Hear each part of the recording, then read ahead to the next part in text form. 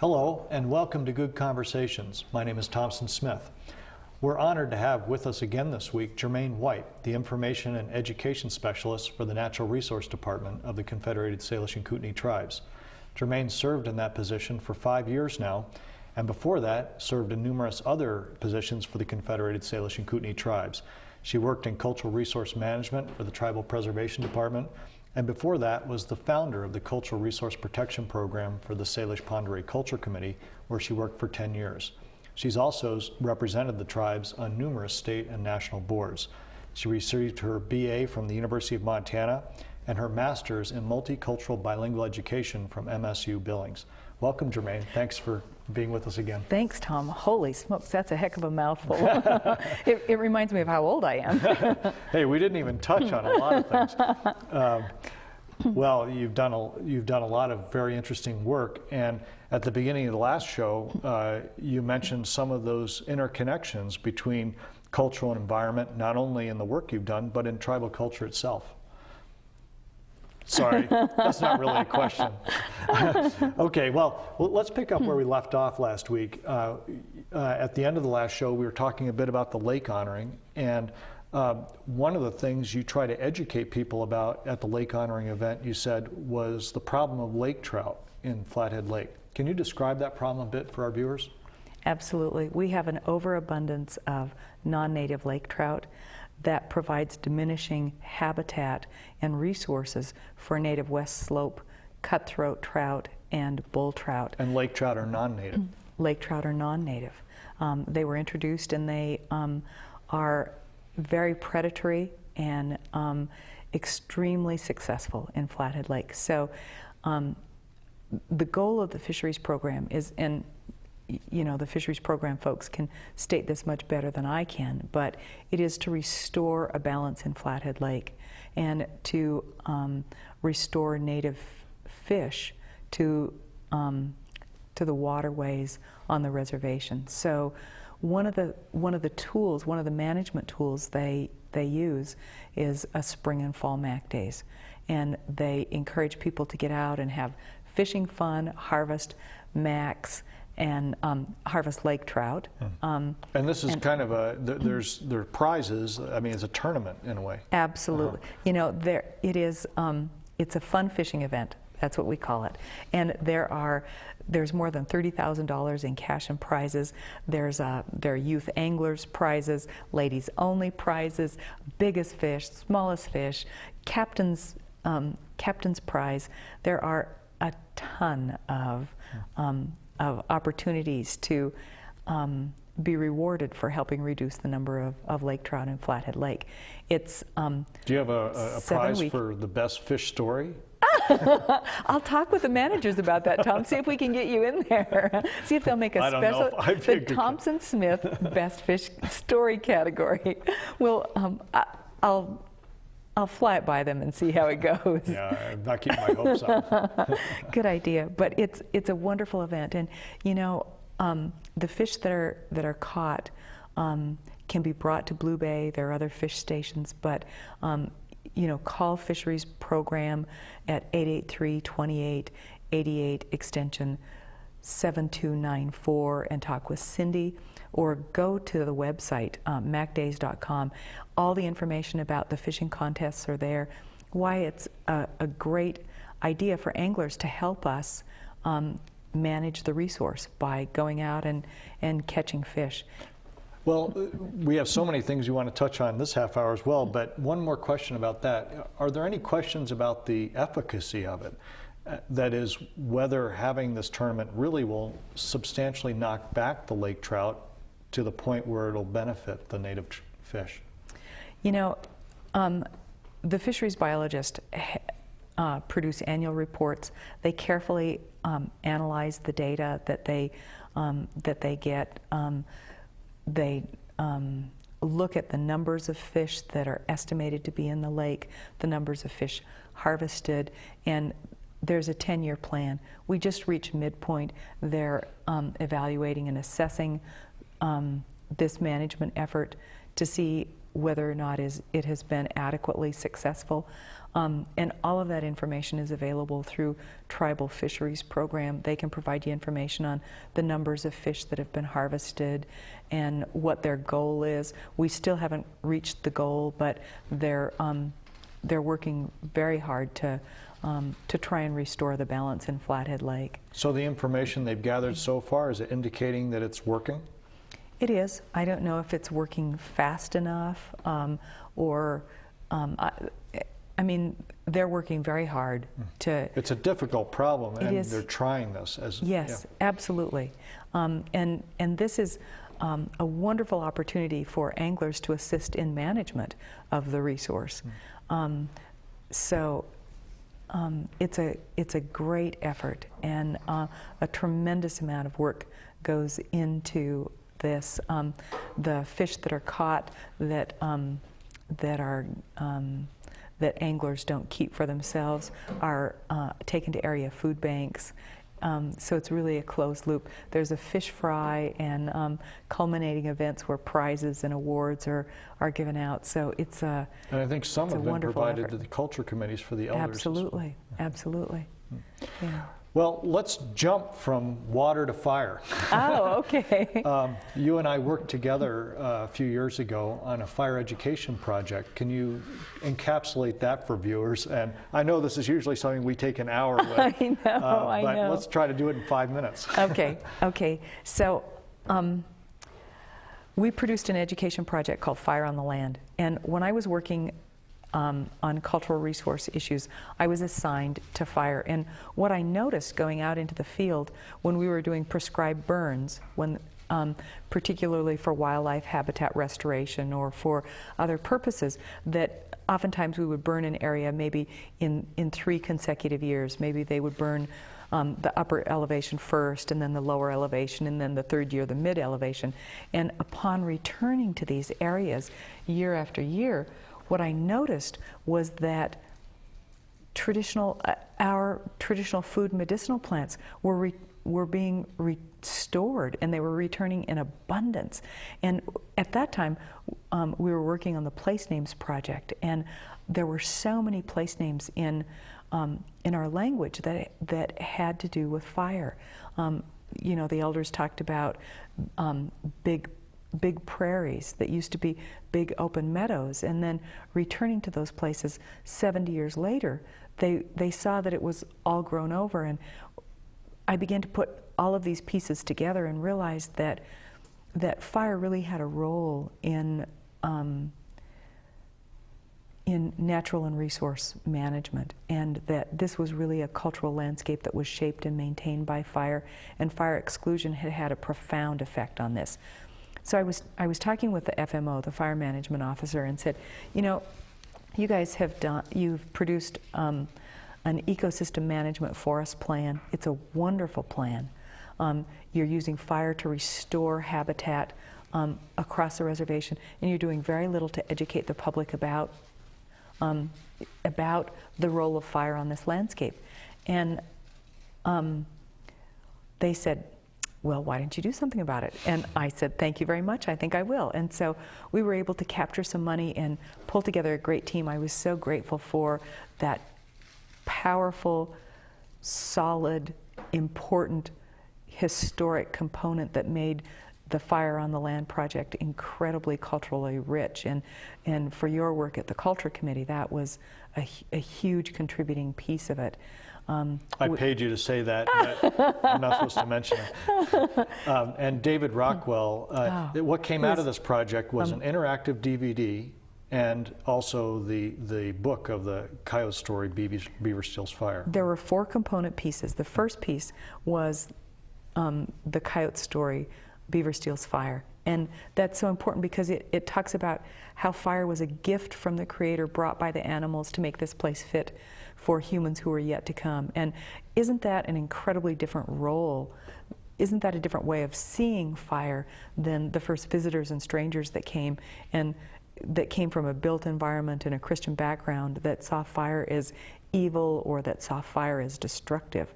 I mean, when you think of fire as a gift, that's you can see where the collision of cultures occurred when when visitors and strangers began suppressing fire and excluding fire from this fire-shaped landscape.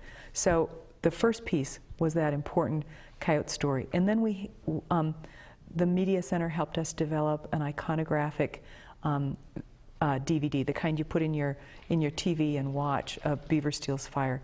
And then the third piece was this interactive DVD that's really complex and beautiful, and that has that rich cultural and history piece of it, where we put, it's a place where we have a science primer and we combine fire science and technology with cultural ways of knowing and understanding about fire.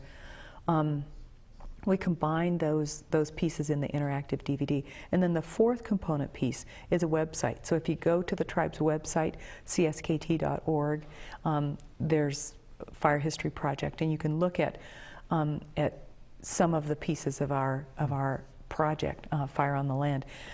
Some of it is so complex or so large in terms of files, computer files, that we couldn't put the photo gallery, for example, on there, or the elders' interviews, because that streaming video takes up so much computer space. Elders' interviews are really the greatest part. Wonderful. Yeah. They were But wonderful. I thought we should, I'd ask you to add a word about David Rockwell's role in this, because he really did amazing work on putting that DVD together. He was the multimedia coordinator, and so he just did magic. I mean, he used the most sophisticated, complex computer skills and made this fun, interactive DVD. So it was a wonderful group. I mean, we had great support from Tony Harwood, the FMO, the fire management officer, all the way through to through the Portland office, the BIA regional office, and then to the National Interagency Fire Center in Boise. The national office supported this this project by funding it and supported us throughout the entirety of the project. Gave it an award afterwards. Absolutely. We got a National Fire Managers Award, and we also got a National Fire Plan Award from the Department of Interior and Secretary of Ag. So the Forest Service and all of the interior folks. So yes, it was a wonderful project, and I was privileged to work with such a great group of folks. Well, it wouldn't have happened without your leadership on it. And it is very soon here in our program. I'm hoping that we'll have a chance to talk about the next DVD project that you're working on now. So hopefully after our break here, we'll be able to discuss that a little bit. Please don't go anywhere. We'll be back in 1 minute.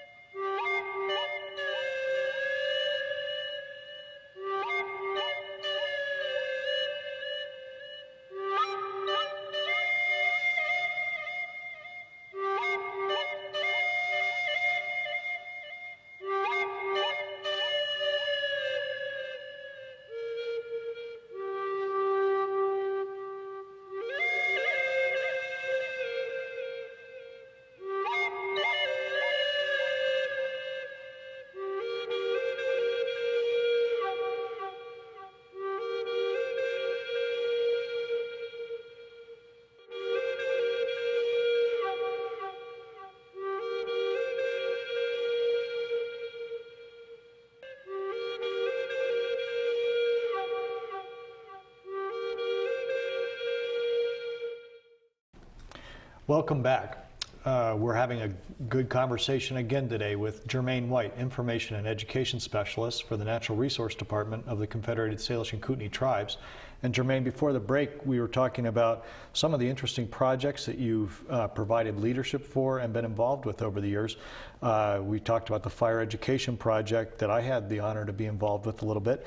And now you're working on a project about bull trout. And I guess this is going to be also an interactive DVD that comes out of this project. This is going to be a multi-component educational project.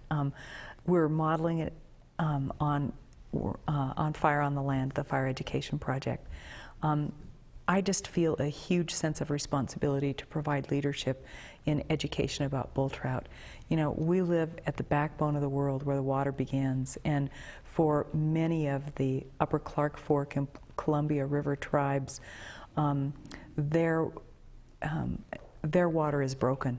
There are so many dams that have been placed in the water that their only recourse now is to build hatcheries, to grow fish, and continue to dump them into the water. Our water and bull trout habitat has been injured, but it has not been broken. It has been injured by agriculture, by livestock grazing, by diking of the water. All of the impacts to the water have affected native fish, and particularly bull trout. And we run the risk of having bull trout blink out of existence during our watch unless we really work collaboratively as a team to ensure that the efforts that Tribal Fisheries Program, who's leading the Arco Restoration Project, their efforts in their extraordinary riparian habitat and bull trout restoration efforts are successful. And I have the privilege and the pleasure of working on a robust education project, because biologists know that until the public understands the profound importance of native fish restoration, particularly bull trout, we won't be successful over the long term. And this project is so remarkable, the bull trout restoration project, because it's taking the long view. Yeah. They're restoring habitat. And so it's kind of that field of dreams vision that if we build it, they will come. If we restore cold, clean, complex, connected water, which is most favorable for bull trout, that they will be successful. And again, the interactive DVD that comes out of this, that's going to be the main product that's produced from this project. Is that correct? It's one of the main products.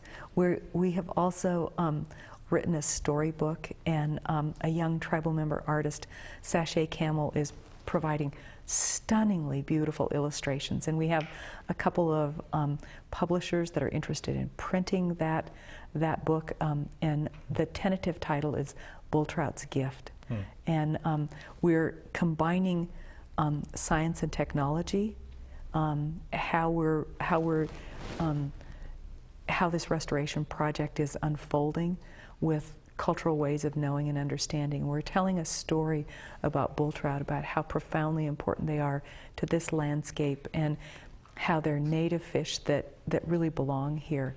And we're looking at the cultural notion of reciprocity, how elders have always taught us that we give thanks and we give a gift for everything we take from this land, and we're combining that notion of reciprocity and linking it with restoration, because we feel that the tribe's restoration efforts are really keeping in that cultural tradition of reciprocity.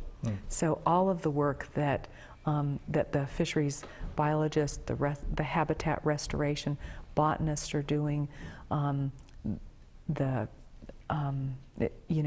all of the managers, the fisheries managers, the bull trout specialists, all of the work that we're doing, I think we need to work hard, and we need to work together, because bull trout are like the grizzly bear of water. They need big water. It needs to be, as I said, cold, clean, complex, connected, and that water is rare. Yeah, and so I know that the DVD and the book that you're working on, it's hard to fully appreciate because I've seen little glimpses of these, and they really are stunning. So hopefully we'll have a chance in the future to bring the actual products on and give viewers a glimpse of them. But getting back to the bull trout itself, this really is a remarkable fish. You said it's the grizzly bear of fish. And can you talk just a bit about bull trout? Because I think there are a lot of people today that have very little familiarity with them. I can probably talk badly about bull trout. A fisheries biologist could speak more eloquently about bull trout. But you know, bull trout have a number of life cycles. Bull trout, historically, bull trout migrated all the way from the upper reaches of Liberty Creek in the South Fork of the Jocko, down the South Fork into the main tributary of the Jocko, into the Flathead River, into the Clarks Fork River, all of the way to Lake Pend Oreille. And that was a migratory cycle. And those bull trout were very large and very, you know, magnificent fish. So they grow to a large size in that downriver large body of water, Lake Pend Oreille, and then migrate back up to spot. And then there were also bull trout that were resident bull trout. And those are the bull trout populations that have not, their water has been injured, it's been damaged and impacted, but it's not been broken. That long migratory cycle has been broken by dams, by other barriers that make it impossible for that long migration pattern. I remember, just as an anecdote, running across some documents written by Peter Ronan in the 1880s. And he was an avid fisherman, and he was also good buddies with the territorial governor, Samuel Hauser, at the time. And he used to fish in the Jocko and then send these bull trout that he'd catch by Wells Fargo Express on the train to Helena, and Hauser would eat them for dinner. And he, on a couple of these letters, recorded their size. And I think in one letter, the fish was 11 pounds. He said he'd only had a few minutes to fish, so it wasn't a very big one. And the other letter I found, it was 14 pounds and something. I mean, those are big trout. Yes, those were the migratory bull trout.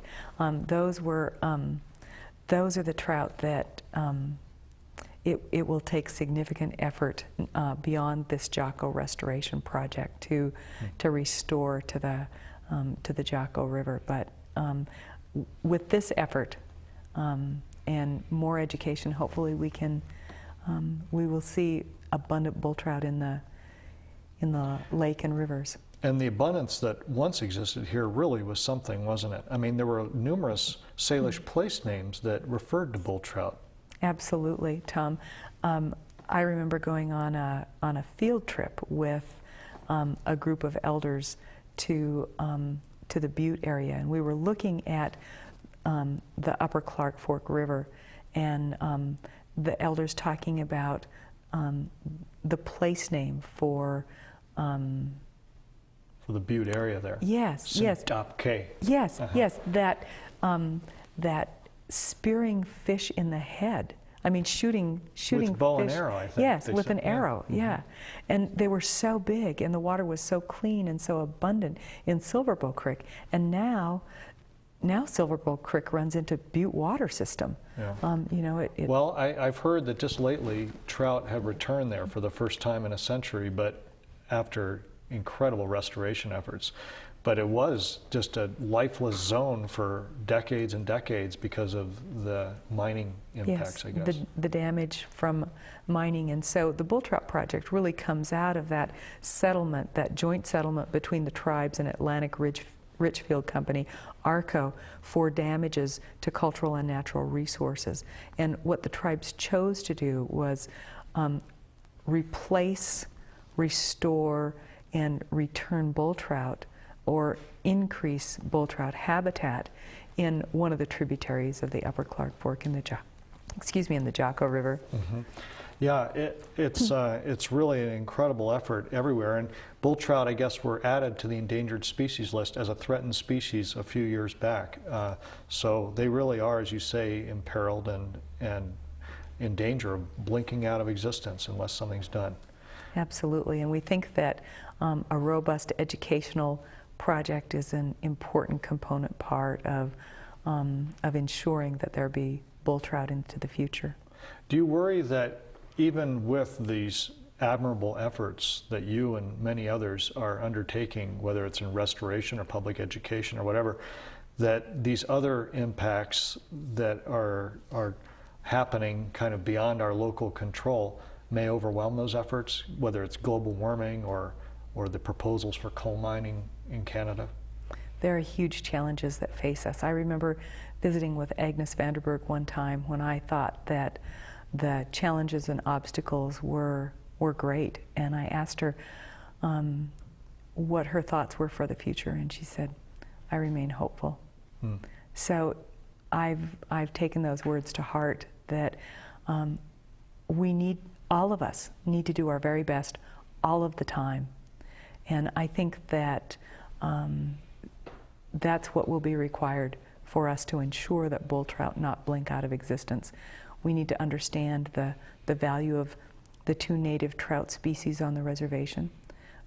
We need to honor the elders' memories about those bull trout and their desire to have them restored. We need to honor the extraordinary efforts that the scientists are and fisheries, the fisheries biologists are making, and this small effort that we're making in terms of education, I hope will help ensure that we can all remain hopeful.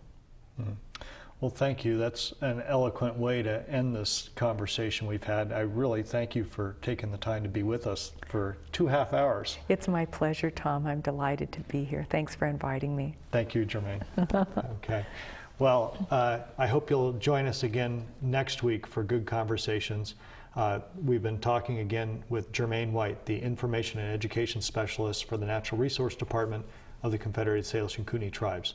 Thanks very much. We'll see you next time.